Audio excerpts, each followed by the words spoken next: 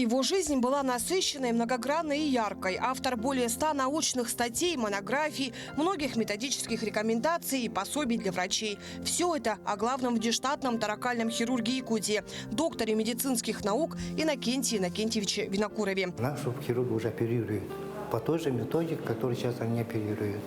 Да. Мы поэтому все хирурги ассистируют, помогают. Естественно, они получают, в общем, опытный хирург. А раз один раз ассистировался, и, значит, внедрение легко идет. В якутском НИИ туберкулеза Иннокентий Винокуров начал работать в 1985 году. Он впервые в Якутии внедрил многие сложные хирургические методы лечения туберкулеза легких. Имел 4 важнейших патента, один из которых по герметизации культи бронха. Бронх-то почти без сосудов. Оно должно и лимфоток быть, и сосуды должны питаться, все прочее. Омертвеет бронх. Поэтому, чтобы все это не нарушить, герметизация культи бронха, там особые способы должны иметь.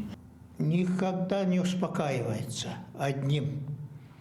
Одно сделал, там получили патент, еще надо следующее, вот так след за следом. Успешно совмещал практическую и научную работу с должностями заместителя главного врача по лечебной работе, заведующего легочно-хирургическим отделением, старшего научного сотрудника.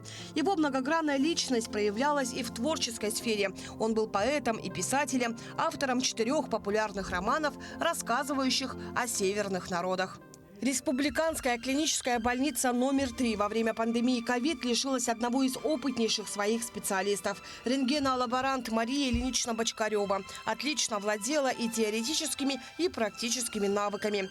В апреле в связи со вспышкой COVID-19 гериатрический центр больницы номер 3 был перепрофилирован в провизорное отделение, где знания Марии Ильиничны, наработанные ею навыки, оказались бесценны. С апреля по сентябрь 2020 года в период ее работы в перепрофилированном стационаре лечению прошли более 1000 пациентов. Подвергая свою жизнь риску, она с полной самоотдачей оказывала медицинскую помощь пациентам с ковид. Медицинские сестры одни из первых шли на передовую во время пандемии. Среди них Сардана Никандровна Егорова. 32 года своей медицинской деятельности она посвятила работе на самом ответственном участке – пульмонологическом отделении Якутской республиканской клинической больницы. Сардана Никандровна была на передовой всегда. Всегда на передовой. Она в нашем отделении как вторая мама. Вся работа отделения, все, что связано с этим, с приемом больных, с приемом лекарств, оборотом койки, все завязывалось на ней.